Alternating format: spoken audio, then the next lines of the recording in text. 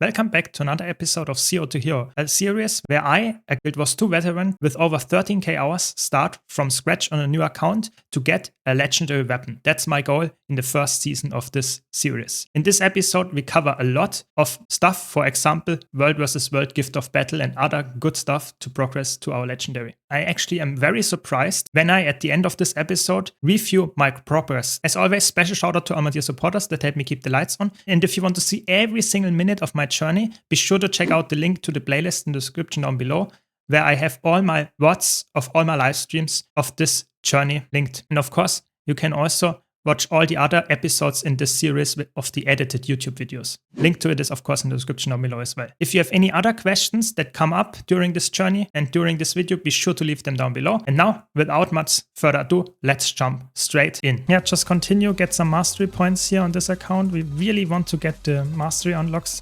And sadly, I can't get the easy ones. It's not enough to get only the easy ones, so I have to get at some point some achievements on top of that.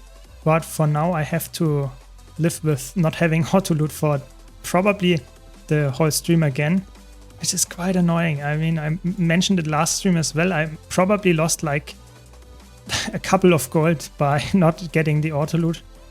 So I have to like really concentrate, always pressing F, always pressing F. So we will try to get as many mastery points as possible. We have 6 now, so we can get this one and can finally continue with the advanced logistics. Very good. But we need, you see, 7 mastery points. I only have 1. I can get 4 more of the mastery insights. And after that, I have to get a lot of the like general achievements, which I will get at some point. If you do it normally and don't play the story, you will get a lot of them from just doing the story on top of that as well. I'm not sure if I want to do that on this account just yet. So we will see, maybe we have to do some jumping puzzles or some other, like maybe some bosses or something that can be a little bit more achievable, I guess. But we will see. Use the standard stat equipment. Does exotic make a difference for certain stats, or does it not matter for builds? So exotic gear typically has like a 10% less stats overall than ascended gear. So you will notice a difference, especially if you want to crit cap on a power build, for example, and get to 100% crit rate. That can be a little bit harder to achieve on a full exotic build because you will just get 10% less stats. Does it mean it's impossible or it's like very bad? No, not at all. I would say if you have a specific like build that you play all the time, you should definitely go and try to get ascended at some point. But to start out with, you can do every single content in Guild Wars 2, I'm not joking, with full exotic gear. The only thing that you cannot do is fractals, the highest level fractals. That's it. All the other stuff you can actually get done. There we go. We have the legendary. Of course, we equip the light one, or we choose the light one. Is it? There we go, light one. And we have it. Unlocked. Very good. And the first legendary item here, acquired. Mega solo build to solo the dungeons. I mean, dungeons, that's the funny thing. Dungeons were soloed when the game came out. Dungeons are like, you don't need the power creep or feature creep that we currently have, and you can, even back then you could solo dungeons. You don't need a solo build for that. Most of the dungeon builds that you would run to solo stuff with would be full DPS builds. Like full, like, I don't know, quickness chronomancer, quickness catalyst or something that provides quickness, because that's a really good boon to have. But even without, like, you could run full DPS blades on. People do that, solo dungeons all the time. It's people overestimate how often you need a solo build. Oftentimes in dungeons where you have a lot of damage, it's way better to go for a build that is higher in damage output, because the bosses die anyway very fast, even if you're alone. So yeah, that's the truth here. You can go in dungeons just with a raid build, with a full DPS raid build, and you will be able to clear them faster than most solo builds will be. It's crazy.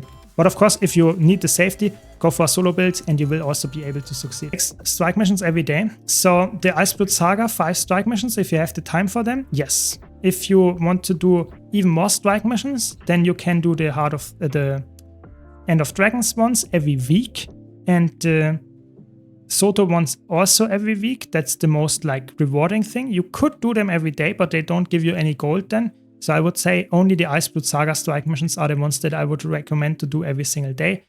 All the other ones like Soto, End of Dragons, I would only recommend to do them once per week. Hopefully capture Stone Mist, because then I can activate my World vs. World experience boost. That's why I saved them. Because they will give you for 50 minutes, but if you know guaranteed that in this 15 minutes you get a big like chunk of experience, like in World vs. World you get from capturing Stone Mist Castle, for example, especially if it has higher tier, you get even more experience, then I can level up a full level of my World vs. World rank, which is obviously quite nice. That's what we want. More World vs. World rank to get more of those Jade heroics. No, the Ventari bubble doesn't reflect, it deflects. That's the difference in Guild Wars 2. A lot of skills have deflects, so they just destroy projectiles, but the Ventari bubble is one of them. But reflect is stronger in most cases. There are some exceptions, but in most cases it's stronger. So it is actually reflecting the projectile. So if I put down my feedback and the ranger shoots me with an arrow and they don't have unblockable up, they will hit themselves. If I just have a deflect, the arrow will have no effect, but it will also not kill them. If you want Clovers, go for reward tracks that can only be done once, exactly. If you want to have Clovers, always go for the single ones that are non-repeatable, but be aware, of course, you will not get infinite Mystic Clovers out of that, because obviously they are not repeatable, so you only can get them once, and that's it. Does it mean it's a bad choice? No, not at all. You will get them once, then you go for the next non-repeatable one, and then you repeat this process until you don't have any one anymore. And then you just stick to the Silver Waste one, I guess, because the Silver Waste one is currently bugged as far as I understand, and gives you 7 Mystic Clovers all the time, I guess. But that's about it. It will be fixed probably quite soon, and then it's just choose whatever you like. All of them give 2 Clovers except the dungeon ones. The dungeon ones will only give the dungeon armor at the end, so don't pick those if you want the Mystic Clovers. Do you only play this account on stream? So I play this account like 95% on stream. There is one exception to the rule, which is I play 1 match PvP per day, even on streams, on days where I don't stream, so that I get the daily thing done. But everything else, yeah, bonk, exactly. Everything else I do on stream. It's just this like 1 daily PvP match that I do for the Wizard's Vault. But I think it's not worth it to stream it for like 10 minutes, a PvP match. Everything else is on stream. Yes, that's the idea of this whole journey, because I really think it's worthwhile for a new player to see how a veteran approaches stuff. And let's see what we can do here. No, nothing. Let's do some quick play, I guess. But yeah, it's really, I feel like if you cut out some parts and I don't show specific parts, a new player might get lost. So I show almost everything here on stream. Like when I open bags, when I do whatever, so that I can explain it. Maybe just showcase how it works. I think that's the good point here. Why you were wondering probably why I swapped the maps here before going back to the original map. You can guarantee to get the first pip or first tick that you joined. Normally you cannot get that, but if you swap maps once, so go to a different map, then you will get access to the pip straight away. So you will get the reward directly here. That's why I was going for that. I don't know if that's always the case, but my build currently is the Soulbeast solo build 10 months ago. It would be cool if you can do a more detailed rotation and gameplay showcase and explain it more. The part was like half a minute, and for veterans it might be clear. Yeah, I think that's a very, very good point, and a lot of people brought it up. And this is a 10-month-old video that you are referring to. That might not seem like a lot for you, but for me, I started my content creation scene career, whatever you want to call it, like roughly 13 months ago. So like a little bit more than a year ago. Yeah. So I started out, and I'm still improving. And of course, my first videos are way worse than my current videos. So if you currently look at some kind of solo build guide or something, I have way larger sections about how the rotation works and stuff. So I definitely improved on that already. But I, of course, can't go back and make the whole video and say, oh, but now I have a better rotation part. I will at some point redo this video if there are some big changes and stuff, yeah. But right now it's still up to date. I need to improve on the rotation, that is true. But other than that, I think the video is still completely fine. And if all the new videos have a way longer rotation and more detailed rotation parts, so I think this is a criticism that I hopefully like already improved on. And I really hope that if that's not the case, you let me know as well, so that I can improve even further. Yeah. I think they are again a guild group. Yeah. Beer Union. Okay. So this is what I mean. There are some hidden tags. There is a commander, but they are hidden. It's not public. It's a private tag. So you can follow the people around, but you don't see where the commander is. And this is happening all the time nowadays. And that's obviously something that as a new player, you will just not notice. And you know there is nothing going on because there's no tech on the map.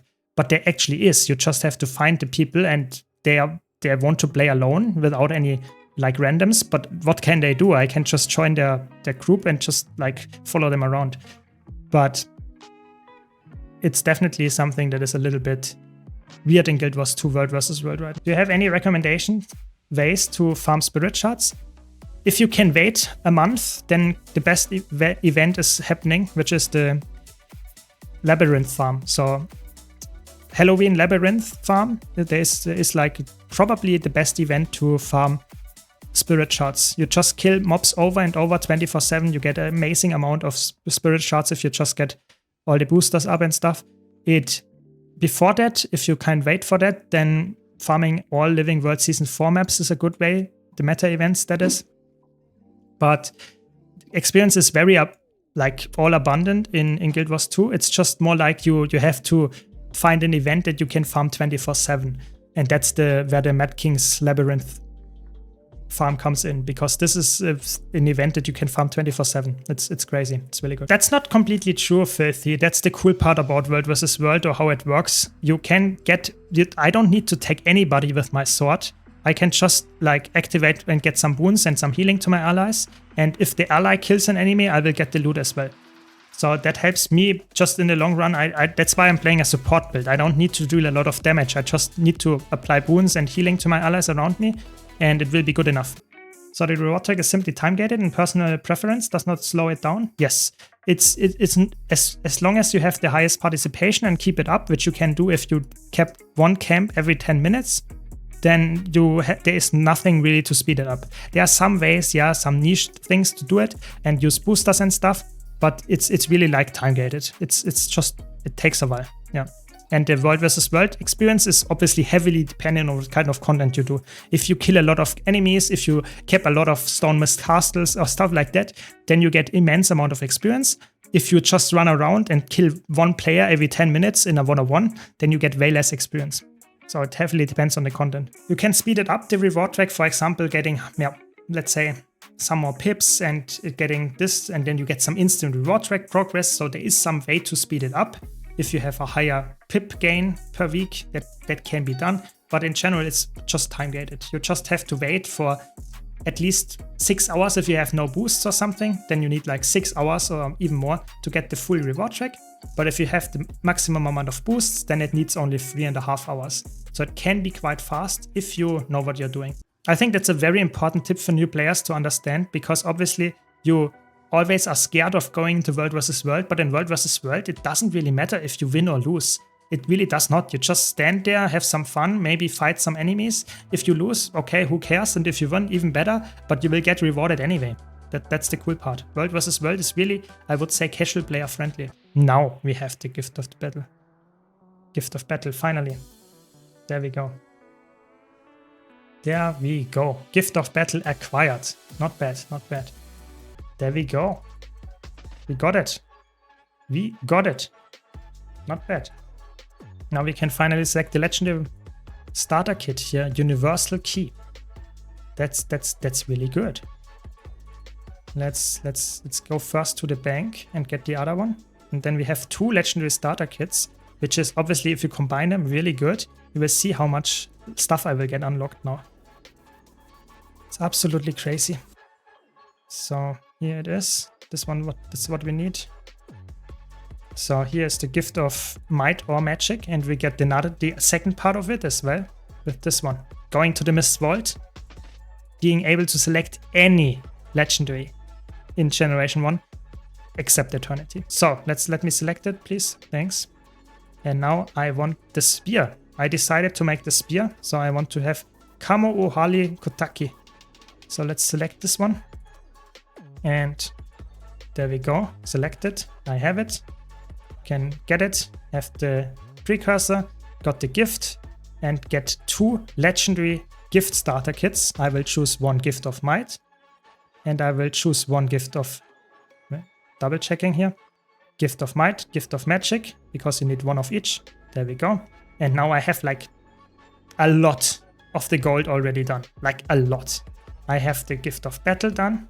I have the gifts of Might and Magic while having the precursor done and having the gift of the Komo Hali Kotaki, which is obviously also necessary to craft the legendary. And we are getting somewhere. You see, this is a lot of stuff that I get here. What does TM XX minutes mean in all chat? So that means, I will write that for you what it means. TM means treasure mushroom. Yeah, treasure mushroom.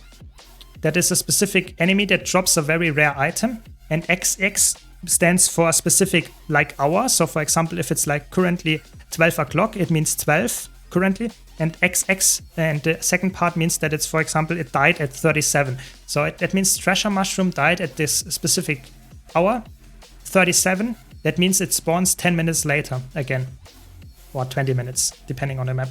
So this is what it means. This is what people say. It's always the death time of this specific mob. And if you want to know when it happened, then you know when there is the next respawn. Because people like to farm this specific mob or do it every day because it has a chance, a very low chance, but it has a chance of dropping those invisible boots. So people like to go for those because that means you will have no boots. You just, for the feet enjoyer, they just run barefoot. And even though that's like a very basic skin and people like to see the feet apparently, this costs, because it's so rare, over 2k gold. All of the weight classes. So here we are in the Guild Wars 2 efficiency website, and we can now do some kind of progress analysis, how far we got already. And my goal is, of course, like I said, to get a legendary weapon before Visions of Eternity expansion drops. And I'm very surprised how far I already got. And I will do a video very soon where I cover all the progress that I made, show you some kind of checklist where you can see what I already did, what I still have to do on this account. This video will be out very soon, of course, because I want to do that exactly 1 month after I started my journey. But now, just a slight teaser, how far I already got. So you can see here on the Guild Wars 2 efficiency website, to make the Kamo Ohuahali Kotaki, the legendary spear from the Generation 1, you need roughly 1.4 to 1.5k gold if you wouldn't use anything from your account. I'm here on my Zero to Hero account in this website, and now I swap from use own materials no to use own materials yes. Makes sense. I want to use all my own materials. And because of all the legendary starter kit and the good stuff that I already got with the Mystic Clovers, for example, I have a lot. You see here, the cost that I need to get is down to 72 gold. Yes, I don't even need 100 gold to spend to actually get the legendary.